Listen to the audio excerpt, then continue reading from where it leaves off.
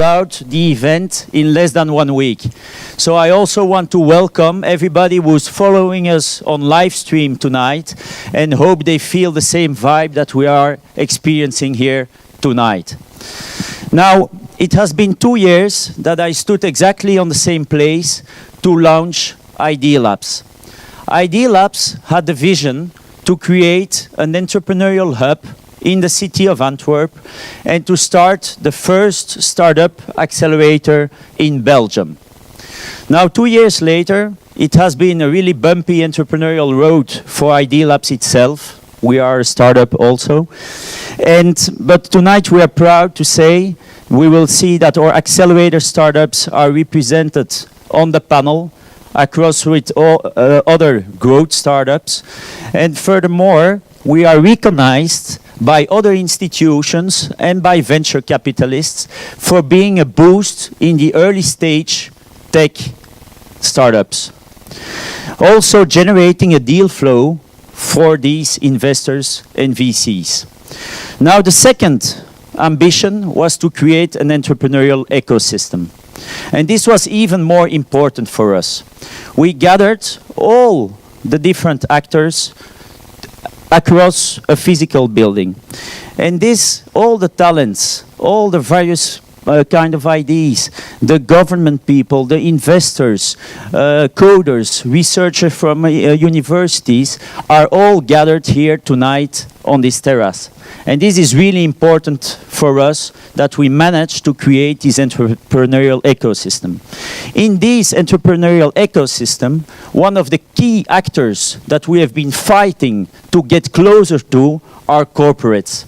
Corporates and startups are often not too connected. And that's what we want to change also tonight. We believe that for corporates, there is an immense opportunity to get new ideas, to get connected with new talent, and also to bring the startup culture back into their companies.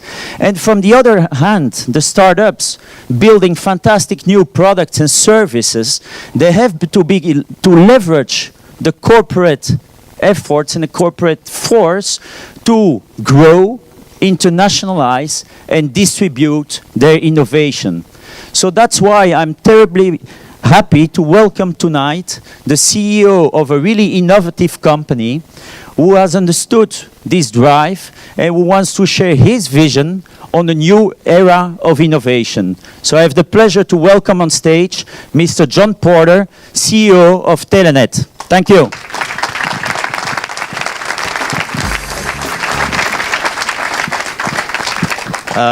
Thank you, Nicola. And first of all, thank you for inviting me and Telenet to your party. Mostly I don't get into the cool places. I get turned away at all the nightclubs because I look a bit too square. But I'm pleased to be able to be here this evening.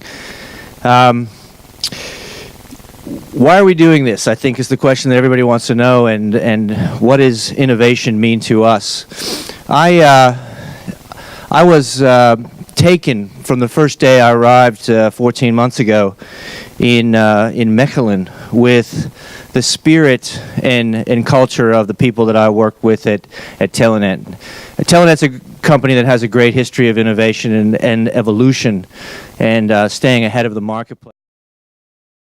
Spirit came from an incredibly well-educated population, a group of people who I would say are optimistic, who believe that they can win, but importantly are also versatile, collegial, and open in the culture of the company.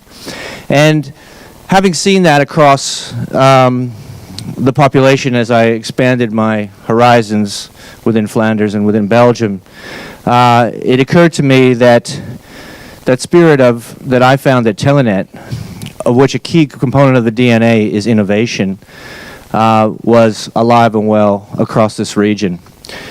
I come from Australia.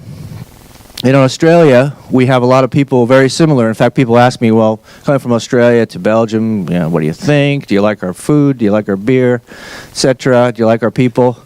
I said, I found a lot of similarities. Some people in Australia similar background, reasonably small market, super educational backgrounds, sort of internally focused. Nobody really wanted to leave Australia. But one of the tragedies of Australia has a massive diaspora around the world because people couldn't get the opportunities there that they wanted to get. And the area of entrepreneurship and innovation, there was massive gaps in the ecosystem of funding startups, technology, creativity. That's why you have a lot of great actors and producers in Hollywood from Australia. That's why you have lots of great architects and technologists in all across the world from Australia. The ecosystem wasn't there to support the great raw power that the country was able to deliver in the form of its young people. So at Telenet, we decided that because innovation was such an important part of our own DNA, that there was a role for us to play potentially in the ecosystem of startup innovation and the development of great businesses in this country. So our objective is quite simple. It's to play a role. There's nothing proprietary about what we want to do here. We saw in discussions with Nicola and Cedric and Nicholas the fact that there was a gap in the ecosystem of the funding and support and development of startup companies. There are some great institutions, some like Volta and iMinds, that are playing a very important role in the life cycle of a startup and a company. Where we thought we could play a role was at the very beginning, which is consistent with the thinking of the guys here. We want to see 1,000 flowers bloom. We want to help people cast the seeds of their young companies by not only funding real live businesses and real live technology, but by funding ideas on a piece of paper. And that's where we thought we could play a role. And fortunately, with the good work that we've done with the guys here, and with the support of all the participants in the startup and entrepreneurial ecosystem, I think we've found an ideal niche for ourselves. Our company is prepared to commit. It's not capped, but we're looking at committing €1 million plus to this endeavor over the next 12 to 24 months. Will much we can contribute is really up to all of you. If we can come up with more and better, great ideas and great prospects, would be delighted to go on that journey with you. I talked to some reporters at the TED yesterday. You may have read the article this morning, but they asked me probably 6 different ways, what's in this for Telenet? Why are you doing this? And I think they didn't really believe me when I said we have no agenda other than to contribute, to play a role into putting momentum into the digital economy of Flanders and Belgium. We have a very, just consistent with all of you and with the guys here at Idea Labs, it's all about an open architecture. It's all about everybody playing a role. Nothing's proprietary. We don't want to own your IP. We don't need to own anything of this process. We just want to play a role. We want to feed off of your energy. We want to be a part of your ecosystem with the tools that we have to deliver, which are, of course, finance, but also a lot of people who would love to engage with you. Mentors in our own company, a company that has produced some amazing technology over the last decade, particularly obviously in the area of broadband and television. We were one of the first networks in Europe to deliver over 100 megabits per second to virtually 100% of its consumer population. We were one of the first companies in Europe to produce television everywhere in yellow TV. We have some really exciting initiatives, some of which are very real around network PVRs in the cloud, around eSIM, which is a smart SIM which will give you single authentication capability and roaming between 4G and Wi-Fi networks. we have a lot of stuff we're doing ourselves, and we have a lot of people that have a lot of smarts in that area. So we've got great people, we've got money, and we have a will to be a part of what's going on here. And we're really excited about it. So I won't say much more, other than to come over and push a button and let you guys know what the new venture is all about. Thank you. All right. Thank you. Let's launch it.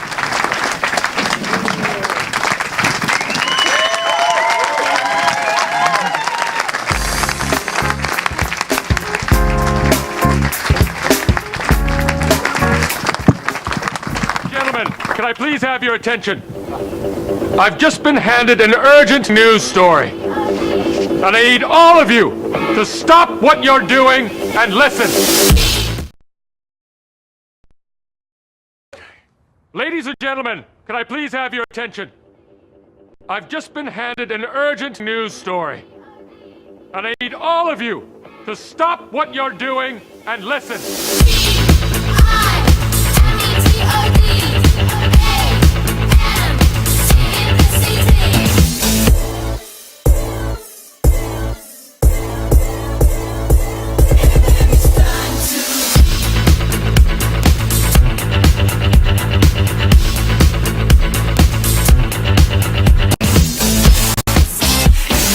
If you want to live here, you've got to deliver.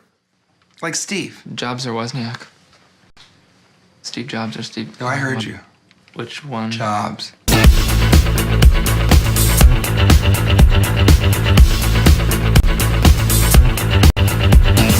If you don't share our enthusiasm and care for the vision of this company, no, get out. What?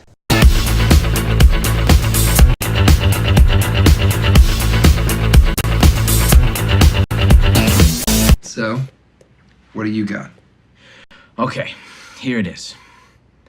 Bit soup. It's like alphabet soup, but it's ones and zeros instead of the letters.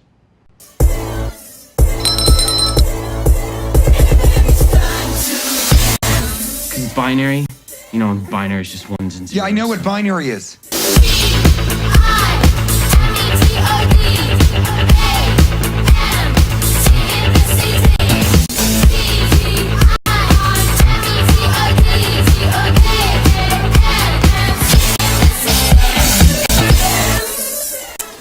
I don't go to school. You're kidding. No. So what do you do? I'm an entrepreneur.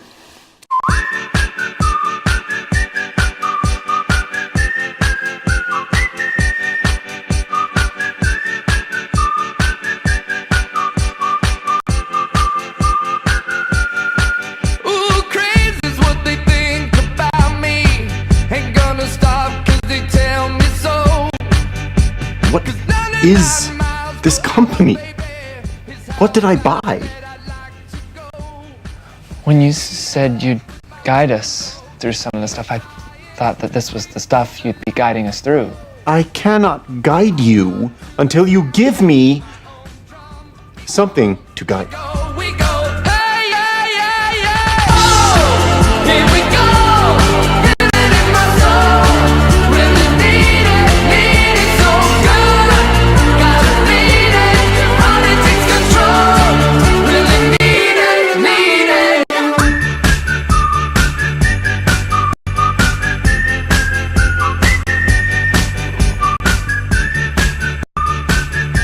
Did you just take a sip from an empty cup?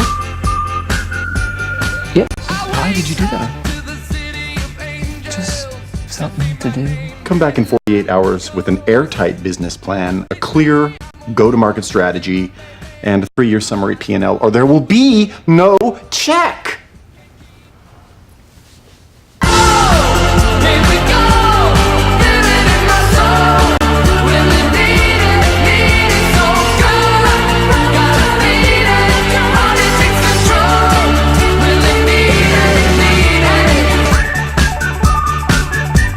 So, can you kind of catch me up on what you see as your role in the company? What do you do? What do I do? all those YouPorn ones and zeros streaming directly to your shitty little smartphone day after day. It's not magic, it's talent and sweat. That's what the fuck I am.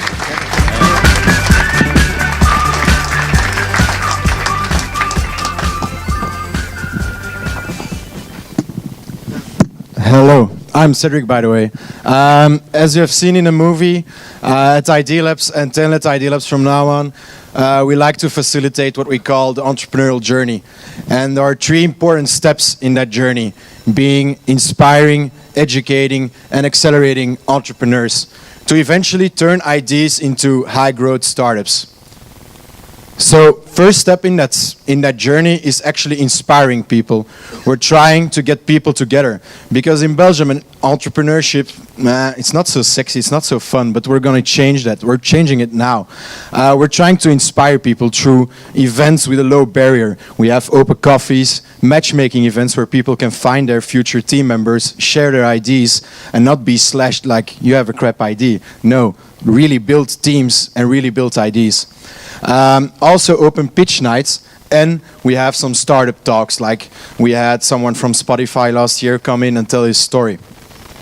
Now if you're inspired as an individual, you're maybe even thinking now, okay, I want to become an entrepreneur, let's do it. But you often lack a skill, some skills mostly, and that's something we're trying to solve. We're launching a Lean Startup Campus. It's a 12-course bootcamp that's going to guide you from ID to startup. So it's open for everyone, being students, startups, corporates, because we think that corporates also can learn something from startups. So it's open from now on. So if you go on our website, you can book tickets for the first 2 classes.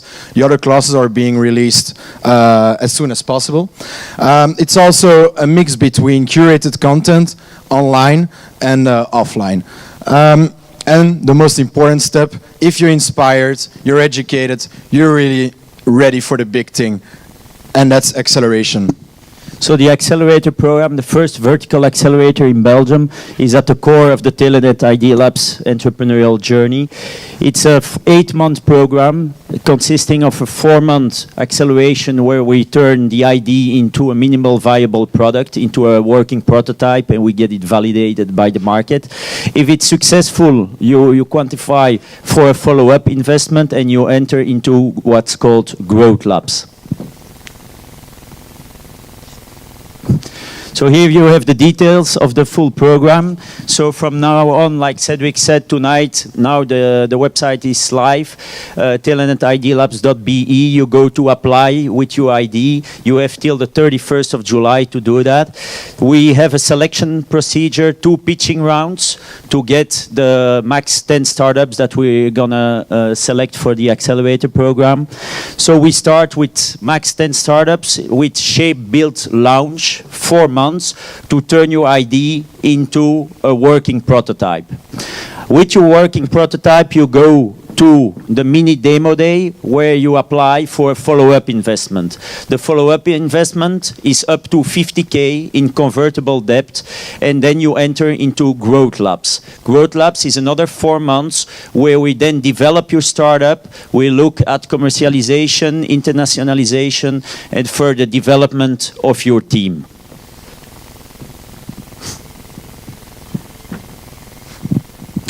The domains of startups that we're going to select, we see that it's the domains of Telenet today, but also the domains of Telenet into the future. It's a really wide array of domains, and so we can say that the whole media and tech entertainment could be covered into this accelerator. What do you get? So you get a seed funding at the start, 25K, you remain 100% shareholder owner of your company, we start the program. You get workspace and professional services, so workspace in this fantastic hub, you get your offices. Professional services, we are also happy to announce tonight a partnership with Deloitte and Laga, which will follow you also during 8 months with all their expertise, their talent, and to cover all your needs. And the most important, a network of mentors. More than 80 mentors, external mentors, and Telenet mentors.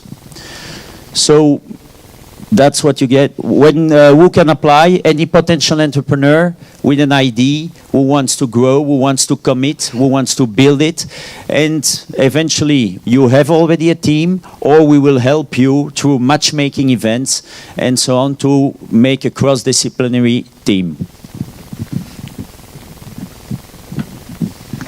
So yeah, you can find all the details on telnetidlabs.be. You can apply from today until the 31st of July.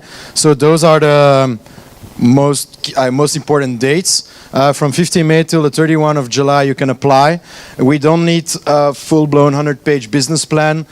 You'll see what you need to fill in. It's pretty straightforward. You'll be notified a week after the 31st of July, and the first pitching round is on the 12th of August. If you make the cut into the most potential startups for the program, you'll come in for a second pitching round, and that's on the 25th of August, and we'll also announce immediately who made the cut and who didn't. And the start of the Accelerator is on the 24th of September. So I have one clear message for everyone. Stop talking, start building, or stop talking, start applying. telnetidlabs.be. Thank you for your attention.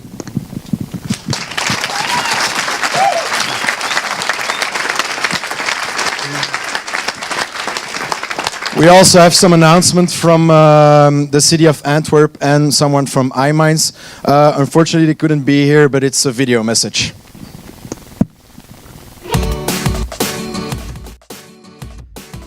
We moeten dus een klimaat helpen scheppen om de jonge ondernemers aan te moedigen om de grote sprong te wagen.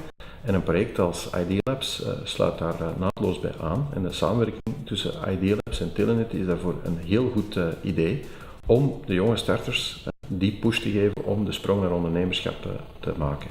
Stop talking, start building, dat is het ordewoord. Dat heeft ID Labs nu al, denk ik, waargemaakt. En de samenwerking met Telenet gaat dat nog versterken, omdat ze samen de eerste verticale accelerator in ons land gaan opzetten in de beste plek die je daarvoor kan kiezen, dat is de stad Antwerpen. Hier hebben we heel wat talent dat uit ons hoger onderwijs gaat uitstromen en al die partners, de stad Antwerpen met dat talent, ID Labs en Telenet, zullen samen daar denk ik hun voordeel mee kunnen doen de komende jaren.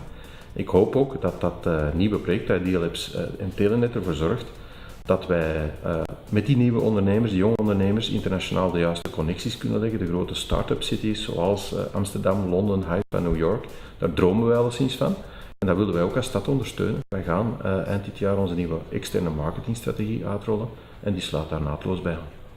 Wij zeggen altijd Antwerpen is open for business. In ons bestuursakkoord willen wij focussen op meer ondernemerschap en hetgeen wij daarvoor kunnen doen. Dat wil zeggen meer jonge ondernemers die dan kunnen groeien en zelfs internationaal kunnen gaan. En wat Antwerpen kan doen, is dat soort mensen bij elkaar brengen fysiek. En daar sluit dat initiatief van Telenet en ID Labs heel goed bij aan, die zogenaamde verticale accelerator.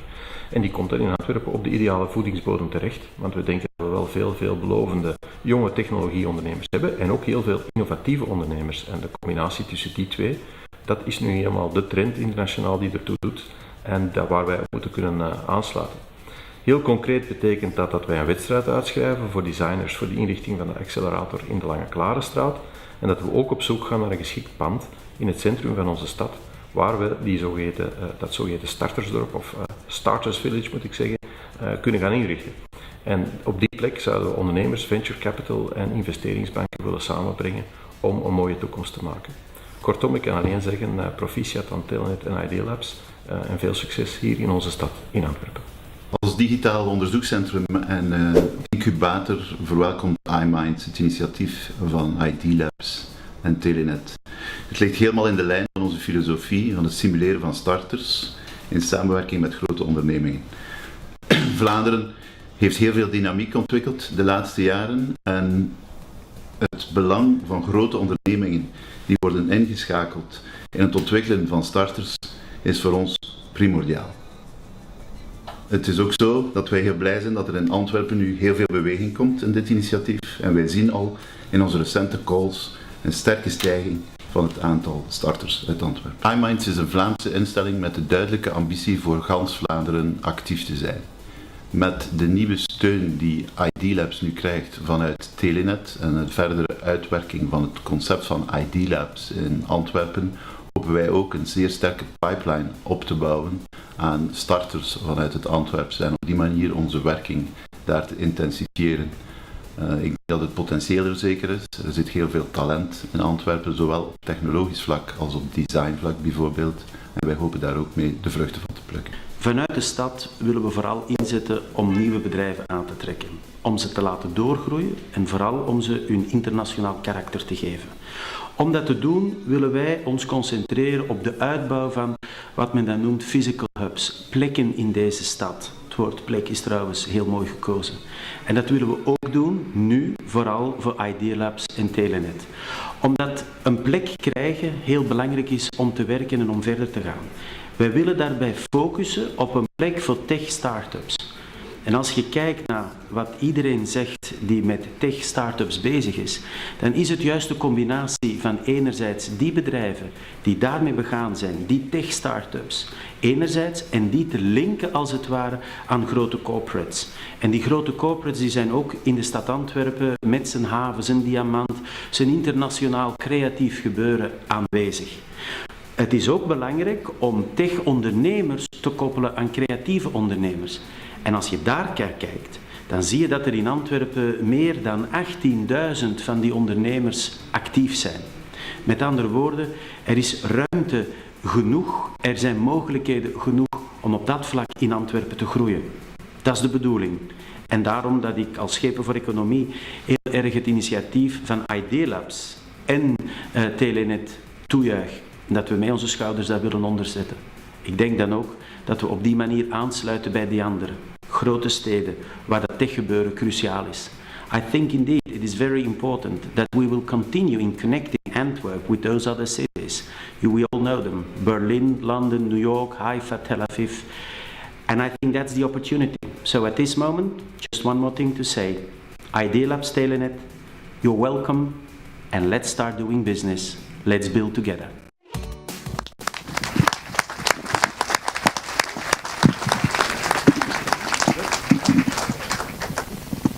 The last thing on the agenda for tonight is a panel with some amazing Belgian entrepreneurs.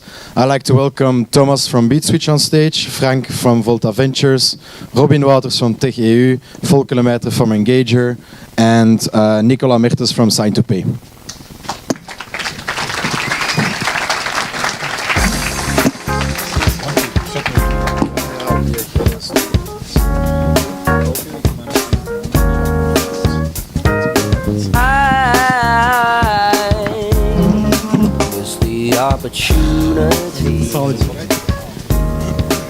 Hello, hello, hello. I got the Solitude chair. It's always a bad idea to put a red button on stage because I always feel like smashing it. I know what's going to happen, so I'm not going to do it. Before we start introducing our panelists, I might just as well introduce myself. My name is Robin Wouters. I've been a technology journalist for the last 6-7 years now. Used to be with TechCrunch, then The Next Web, and was stupid enough to start my own digital media company last year, which means I can't write as much as I used to. But basically my job consists of traveling around Europe, meeting the best and brightest entrepreneurs and early stage investors and talk about technology innovation, and then essentially tell their stories on our website, which is tech.eu. So as you can imagine, I have one of the coolest jobs ever. And it also means that I get to spot trends and identify a little bit of what goes on in different ecosystems all across Europe. And one of the things that I've noticed is this whole, the accelerator space is growing really rapidly. And a lot of corporates tend to jump on bandwagons, and accelerators is no different. You see a lot of, Disney, Coca-Cola started their own accelerator.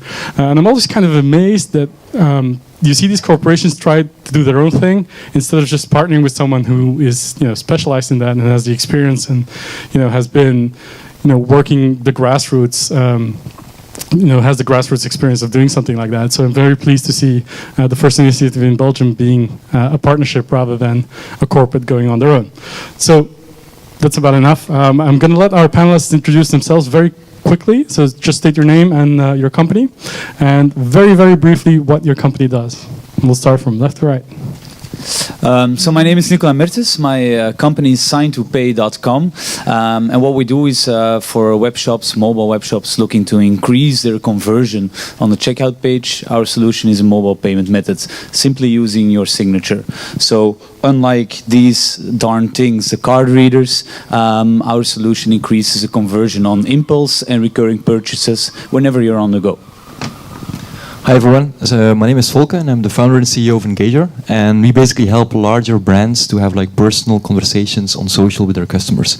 And actually Telenet is one of our clients as well, and they're doing an amazing job on providing a very good and social customer service on social. Yeah, that's about Stop sucking up to your clients, come on. I know they pay the bills, I know. Hello everyone, my name is Thomas. I'm the co-founder of beatswitch.com, and we make planning software for festivals, dynamic planning software. We help festivals run their operations before, during and after the event. Hi, I'm Frank Marnhem. I'm a partner with Volta Ventures. We're a seed and early stage venture capital fund. We invest in internet and software companies in the Benelux. We don't only provide money, but also mentoring and advice to help grow businesses internationally. Thank you very much, gentlemen. And what's interesting about this panel, and I'll go briefly from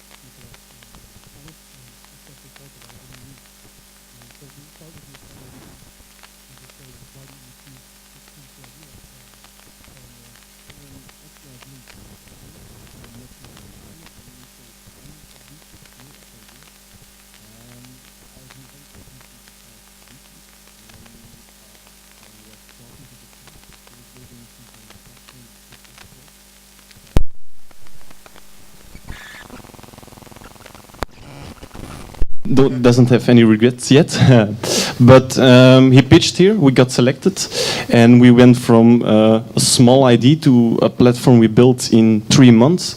We tested our MVP at a festival here in Belgium, Doomsday Festival, and then we started searching for money, and that went pretty fast, thanks to Frank for the introductions he made to everyone.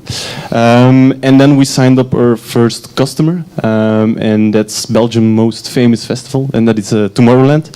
So we are pretty excited for this summer to get things going at Tomorrowland and to bring innovation to the festival scene. Awesome.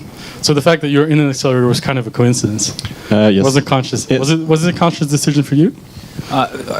For me, the most value that I get out of this is that you are aligned with sister companies who have nothing to do with your own company, but who go through all the same phases. So you might be a bit upfront on some thresholds or some problematics that you need to solve compared to the table left or right of you, but it's equally the other way around as well, where Thomas sometimes solves problems which I haven't encountered and I haven't even think of. So at that point, Thomas can advise me, or vice versa, and it's exactly that vibe that will increase speed compared to starting your startup in your mother's kitchen, for instance. That makes sense. Volker, what do you have against accelerators that you didn't join one? Yeah, that's a really good question. And since I launched Engager like 3 years ago, the fact is really that there simply weren't any initiatives at that time that were really helping out startups and coaching them and really mentoring them to know how they should run a business or to know how they should really turn a product into a business. And that's really the hardest part there is. And really, if ID Labs would have been around back then I'm pretty sure that I would have started my company here in Antwerp. It's not too late, huh? Sorry. But on the other hand, I'm really very happy to see that in the last couple of years you see like a lot of new initiatives, like indeed Volta. We also have iMinds in Ghent, which is really a great organization and is really helping out startups in numerous ways as well. So I really see that there's a lot of things changing in a good way.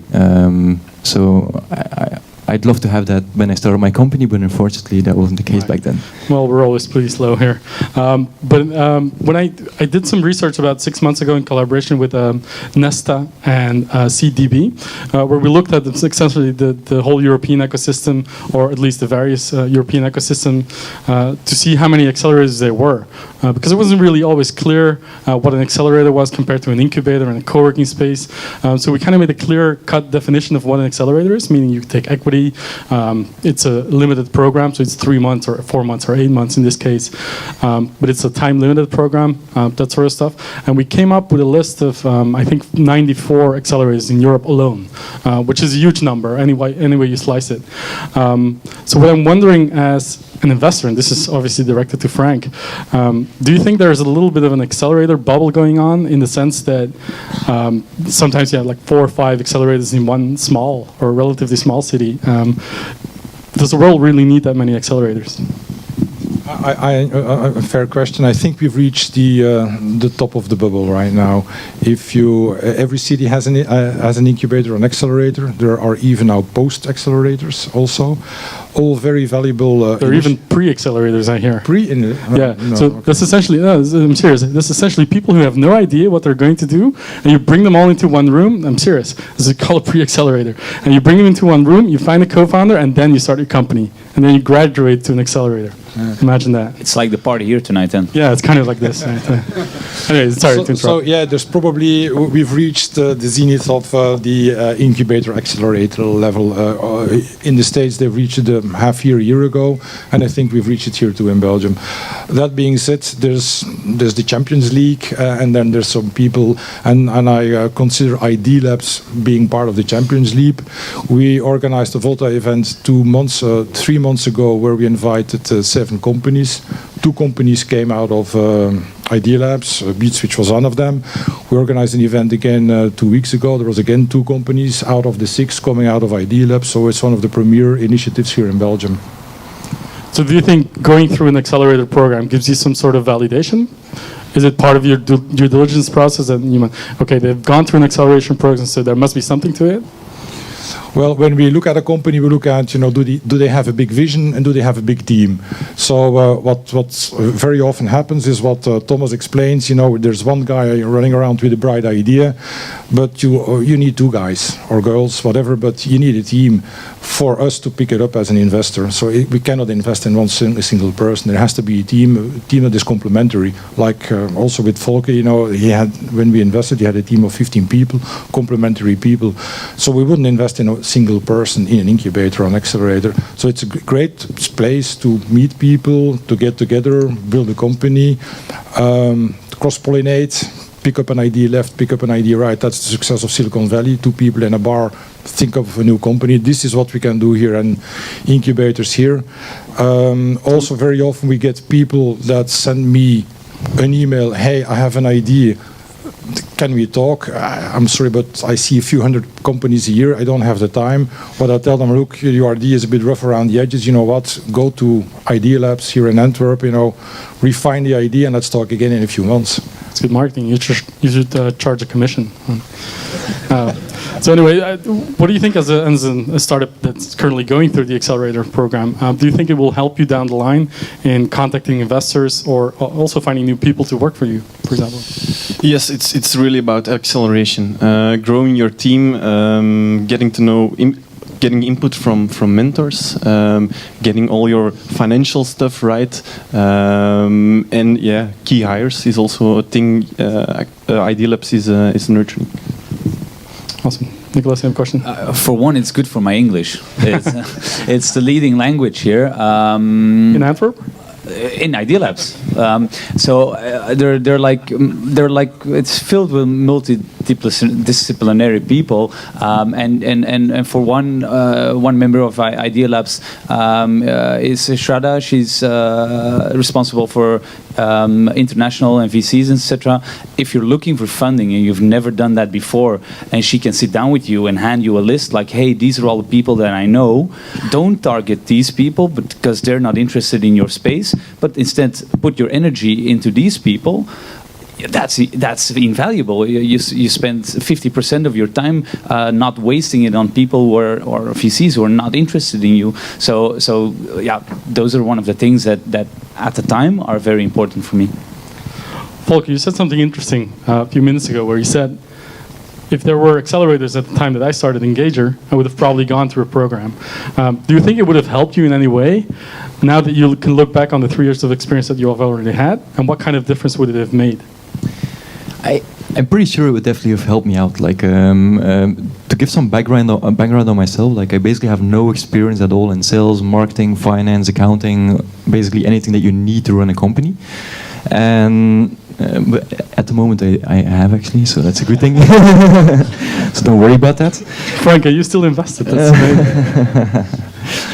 So the thing is, for me, like, it was really difficult in the beginning. So I really had to learn everything. I had to like make every mistake that you can make, I guess, in having the journey in a startup.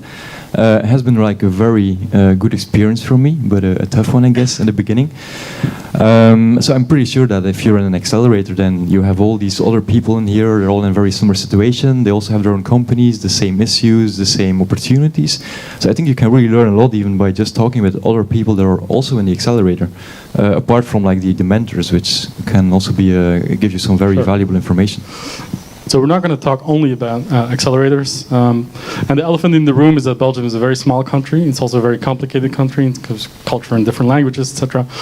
So you see a lot of the best and brightest entrepreneurs very quickly made the move to the US, which, you know, there's examples of plenty. Engager's one, but also Showpad, Frontback, etc. So do you think that's a move that's really necessary, or does it depend on your market, on your strategy, the stage that you're in? Maybe Volker, is an obvious question for you. So first of all, let me tell you what I really like about Belgium and why I really think that entrepreneurs here in Belgium, they should really stay in Belgium, at least like to start your own business.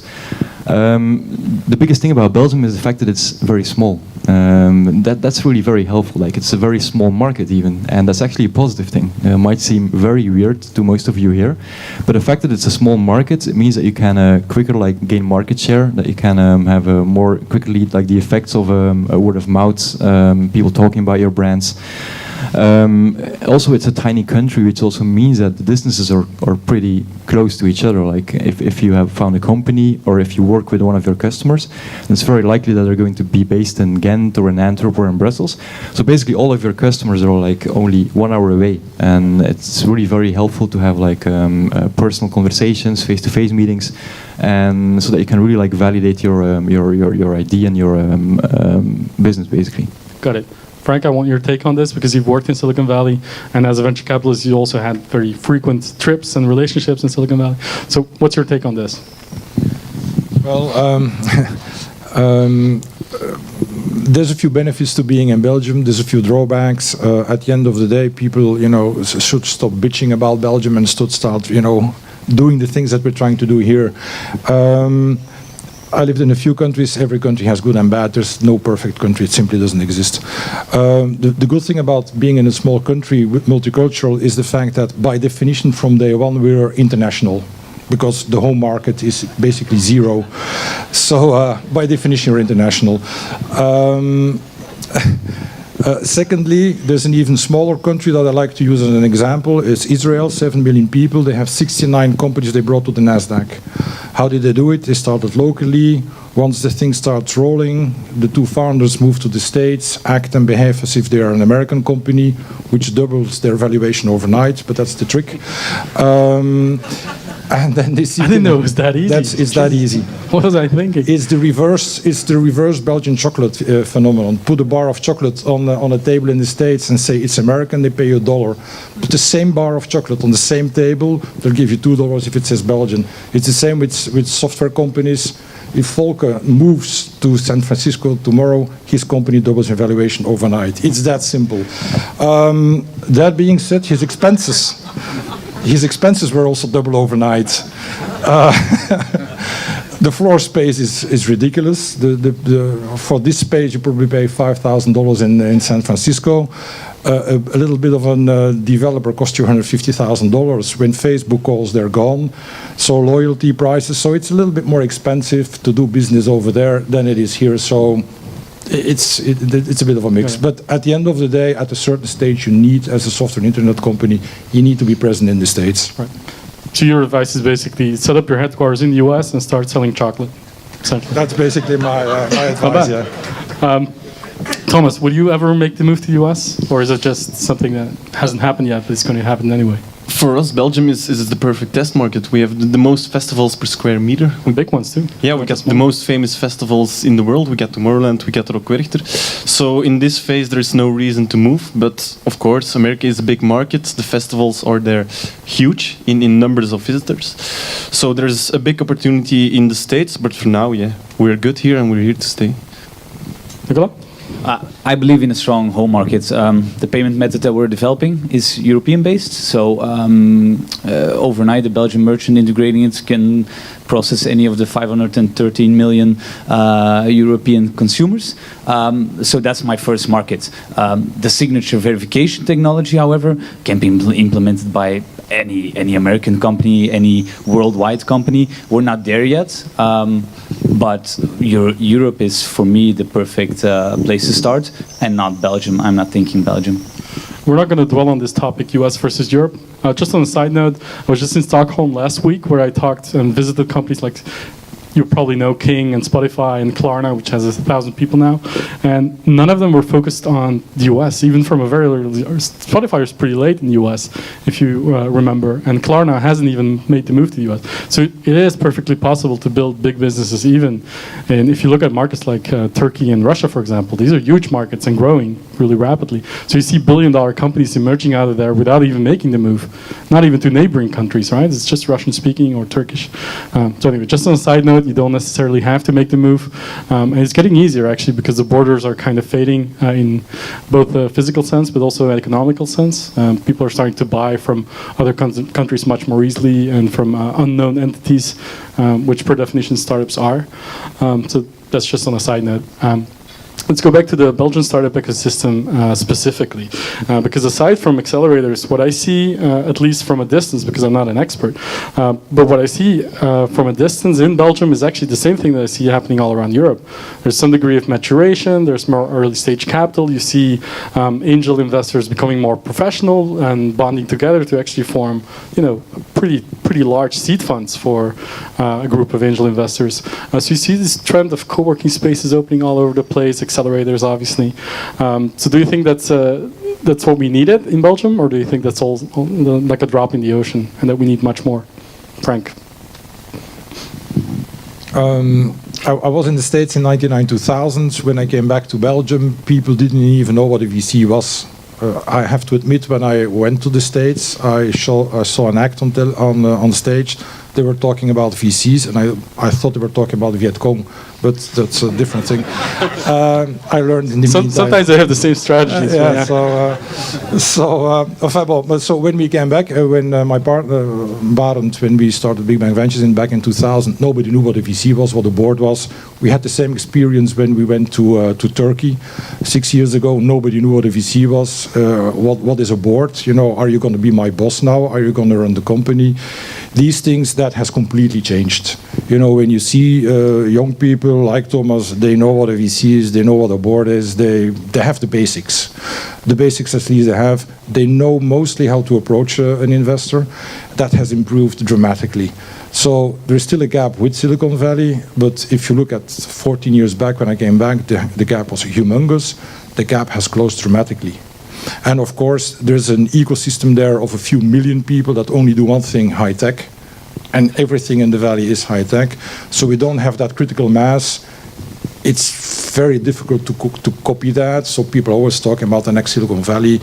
There's not going to be a next Silicon Valley. This is it, basically. But I think we have somewhat of a minimum viable critical mass to get the thing off the ground here, yeah. Got it. Volker, I would like your take on this because essentially you have your companies both in Ghent and the US, so you hire people in both places. What do you see as the differences, from an entrepreneurial perspective, from the people you hire in the US versus Belgium? Sure, there's really like a lot of differences. Like chocolate is worse in the same, but anyhow.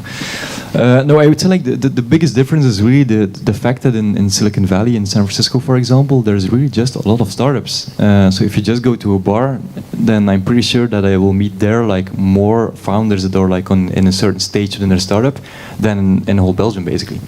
And that's really like the biggest difference for me, and the thing that I really like about San Francisco and Silicon Valley in general is that it's really, as an entrepreneur, also like a learning experience. So that's really important. And of course, there's like a bunch of other differences as well, like looking for talent, for example. When you just start with a startup, then like in our case, we just hire like a bunch of like very young people. But in a certain stage, you want to hire like more experienced people. And unfortunately, in Belgium, it's pretty hard to find like the correct profiles or the correct set of skills that people need to really work at a growing tech startup. For the simple reason that there's not that many tech startups in Belgium that have been an example where people could have any experience. So, but then they also come at a price, obviously, in the US. They're a bit more expensive. And Nicola, you had something to add? Yeah, I don't fully agree with what Frank says when he says this is basically... Finally, some disagreement on the panel. That's what we need. So controversy. I think Silicon Valley had a tremendous run, and they will continue to do so. But when Frank says this is basically it, I totally do not agree. What we have to do is we have to learn from the lessons that they already have shown us, learn from the methodology, what Idea Labs is trying to do, and like Nicola Varela said, trying to get the corporates in us. If we see in Flanders or in Antwerp specifically, because I am from Antwerp, I know the city, what power that we have from the harbor, we're a logistic hub. There's not comparison in Europe. If we can leverage that, for instance, one of the topics was e-commerce. If we can leverage that, the big companies like Katoenasi doing e-commerce logistics and getting young people with innovative ideas and enhancing that asset that we have already and accelerate that asset, or the festival market like Thomas is doing. Then we have a very nice period ahead of us, but we don't have to copy paste Silicon Valley. We're not Silicon Valley. I love that you're promoting Belgium in Belgium. That's really nice. Love it. So one of the challenges that we do have here, so there's a minimum viable ecosystem here. We have great developers, researchers. They're as good as they are in the States. The thing we're really struggling with, and that's a problem we see throughout Europe basically, and where the Americans definitely win, is in product marketing. We are so bad at selling what we do. Which, by the way, I think is a European thing, not necessarily. It's a European thing, and we're really struggling with that. And would like to see a class in product management, because that's the biggest issue I see with all startups. They come to me, they don't even know their competition sometimes. They don't know their USP, and some don't even know what the USP is. That's those memoristics, right? Yeah.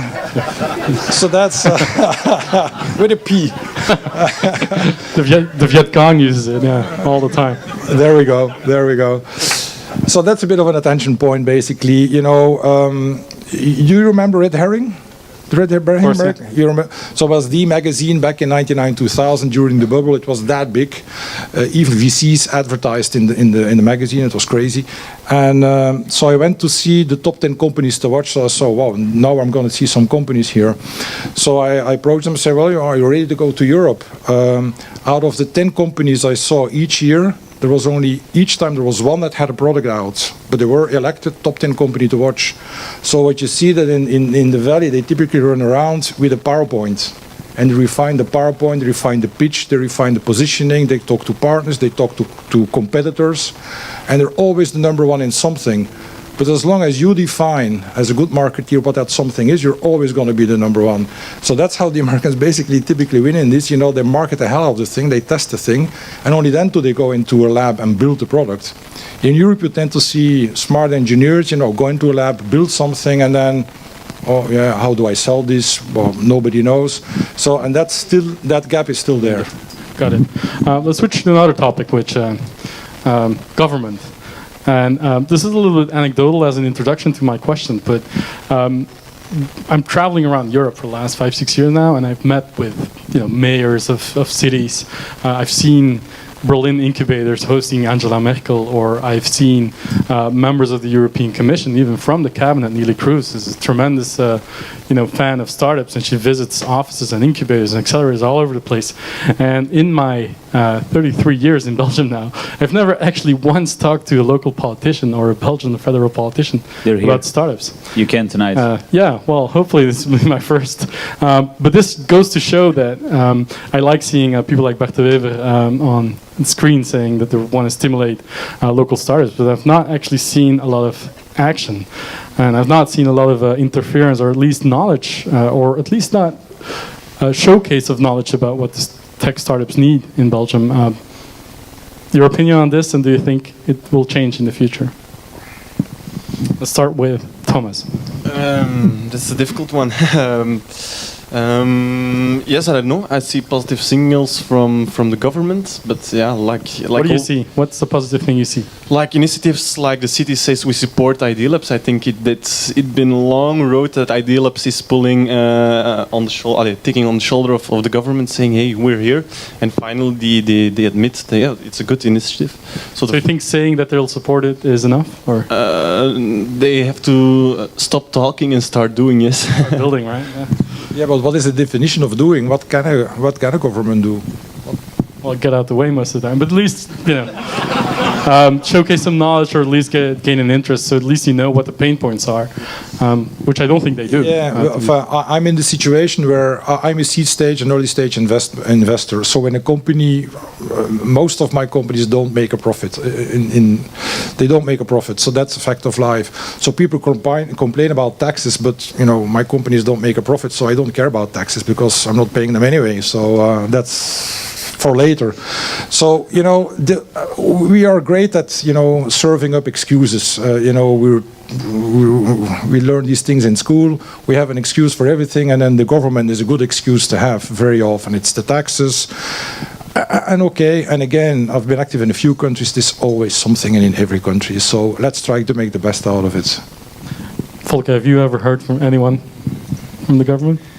Not really, actually. Either Ghent or Belgium? Well, we know the people from Ghent pretty well. Some people from the city, because they're also doing like a lot on digital innovation and like big data on the city of Ghent. But apart from that, I'm not really sure that we're actually doing a lot of things for startups, specifically, I would say, in Belgium. And there's probably still definitely some room for improvement there as well. I'm not really sure how that should look like, that improvement, but it's really not up to me as well. Actually, I don't really want to comment even on that. Too late. Go ahead. Yeah. Well, to come back on that, the government has done quite a few things, to be honest. Back in 2005, there were the dark Middle Ages, basically, with regards to startups and venture capital. The PMV, which is an initiative of the Flemish government, they created Archimedes with 100 million, invested in 10 venture capital funds. That really helped the ecosystem a lot, I have to say. The same happened again in 2010. Again, Archimedes invested in 10 venture capital companies, some good, some bad, whatever. But that really helped. So the government has really helped stimulate venture capital community. It is investing in a number of incubators also. So, And obviously there's still a 0% capital gains tax. So and there's still it might not be the best place to start a company. It's a very good place to exit a company. And Robin, it's with all a profit. it's all financing. And now I don't disagree that the government is not doing a bit, but I know this startup in Amsterdam. We have similar investors. Drive Hugo is an Uber challenger, and I went to this guy's office to have my payment method implemented, and I saw there on their meeting room on the threshold there was a picture of them in Japan in the Kia auto factory, which they all take all their cars from, with the mayor of Amsterdam. And it was the mayor of Amsterdam with their local Kia garage dealership who arranged a trip to South Korea to get better prices on their purchase of cars to have taxis around in Amsterdam. So that's an awesome example which we should aim for, I think. We're going to quietly wrap up the panel. As a final question to all of you, because there's a lot of beginning entrepreneurs, I think, in the room as well. What's a single piece of advice you would like to give to beginning entrepreneurs in the room if you had the chance? And only like very briefly, one single piece of advice. Pain points. Really get a clear view on what the pain point is you're trying to solve. Volker?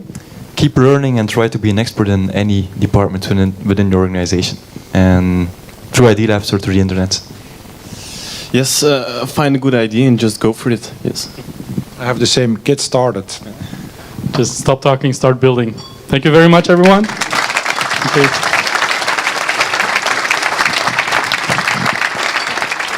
I don't think we have time for questions, do we? Cedric, do we have time for questions?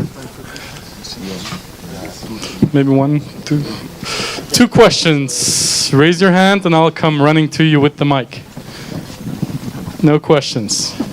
Can't imagine. There you go. Oh, we have a mic. It's even better. One of the differences we feel between starting companies in the US and here is the acceptance of failure. We don't accept failure here in Belgium. Our attitude does not allow you to fail the company. What's your take on that? And should we take that on as an advantage and only go for things that work, or should we accept more failure than we do today? Maybe that's also a little bit for you, Robin. Do you see that different throughout Europe as well, or not? I have a good answer. Don't accept failure. Accept success. Try to win it. All things that you can possibly imagine. You know, this whole culture of, failure is good. It's a learning experience. You should fail more often than you win, because then you learn. It's all bullshit. I'll tell you that every single entrepreneur that I know would rather be successful than fail and learn. And that's not to say that they won't fail, because they will. But I mean, saying that, we should accept failure and it should be part of our jargon and we should accept it as the way it is. No, you should accept that your business is your passion and you're going to go for it and you're going to try and make it successful. So don't be a failure. It's my advice. It's not binary as well. It's not like you win or you lose. It's not binary as well. It's not like you win or you lose. There are different stages of doing an exit or closing your company. You can close your company as well with a 0% return for your investors and only their time and effort, or you could do it with a little bit of a return. So. Yeah, failure is just a definition, right? Everyone has their own definition of failure. It's getting cold, I know. We're going to wrap up. One more question, maybe. Raise your hand. No. No one? Then we're done. Let's go for beer.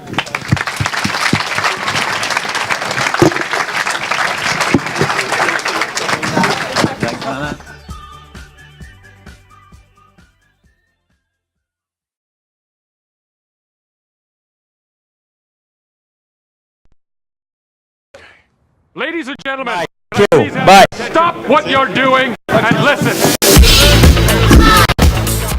And I need all of you to stop what you're doing and listen.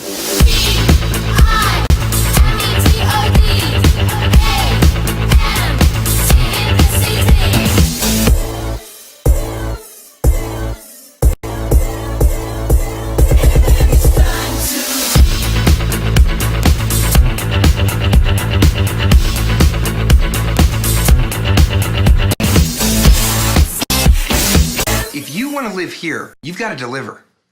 Like Steve. Jobs or Wozniak? Steve Jobs or Steve... No, I heard you. Which one? Jobs.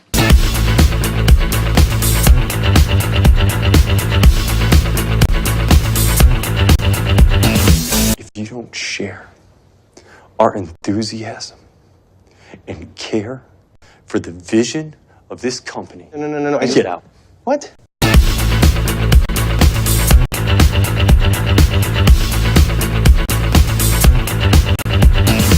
So, what do you got? Okay, here it is. Bit soup. It's like alphabet soup, but it's ones and zeros instead of the letters.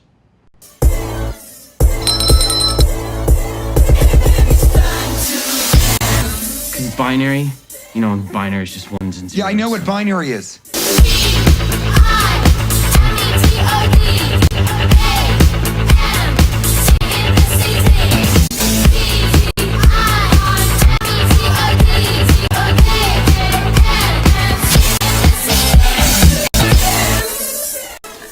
I don't go to school. You're kidding. No. So what do you do? I'm an entrepreneur.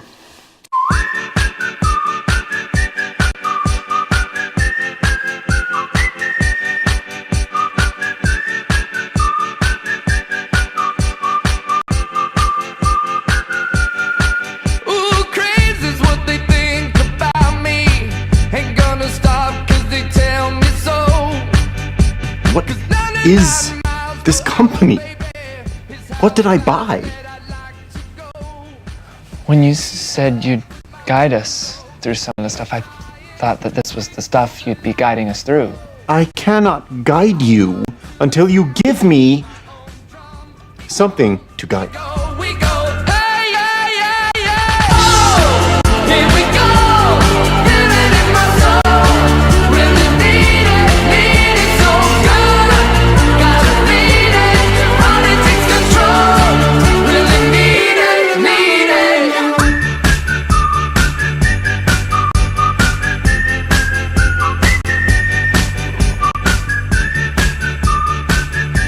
Did you just take a sip from an empty cup? Yes. Why did you do that? Just something to do.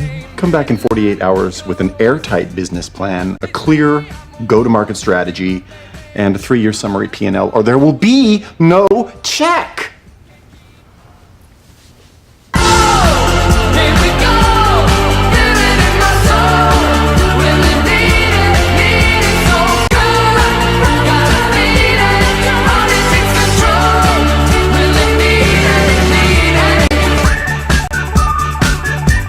So, can you kind of catch me up on what you see as your role in the company? What do you do? What do I do? All those YouPorn ones and zeros streaming directly to your shitty little smartphone day after day. It's not magic, it's talent and sweat. That's what the fuck I do.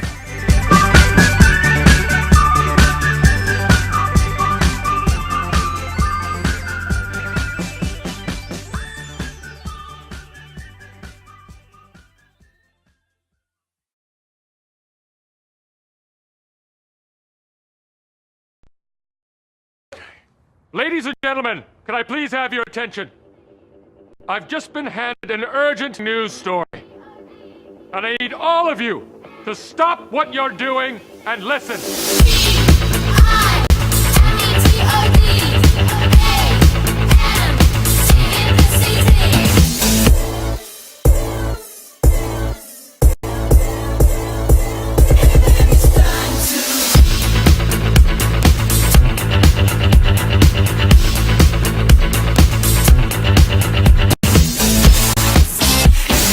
If you want to live here, you've got to deliver.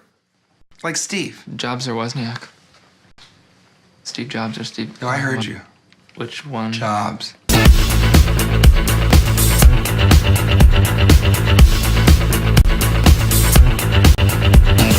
If you don't share our enthusiasm and care for the vision of this company, no, get out. What?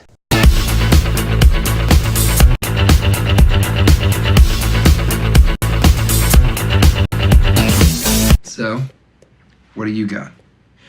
Okay, here it is. Bit soup. It's like alphabet soup, but it's ones and zeros instead of the letters.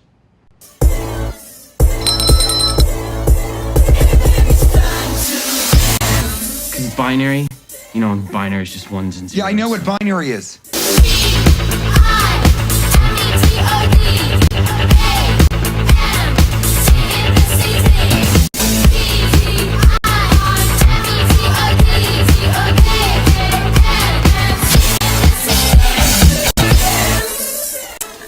I don't go to school. You're kidding. No. So what do you do? I'm an entrepreneur.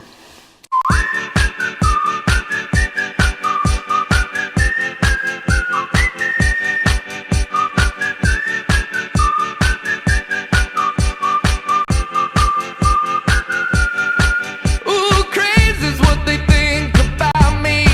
Ain't gonna stop 'cause they tell me so. What is this company? What did I buy? When you said you'd guide us through some of the stuff, I thought that this was the stuff you'd be guiding us through. I cannot guide you until you give me something to guide.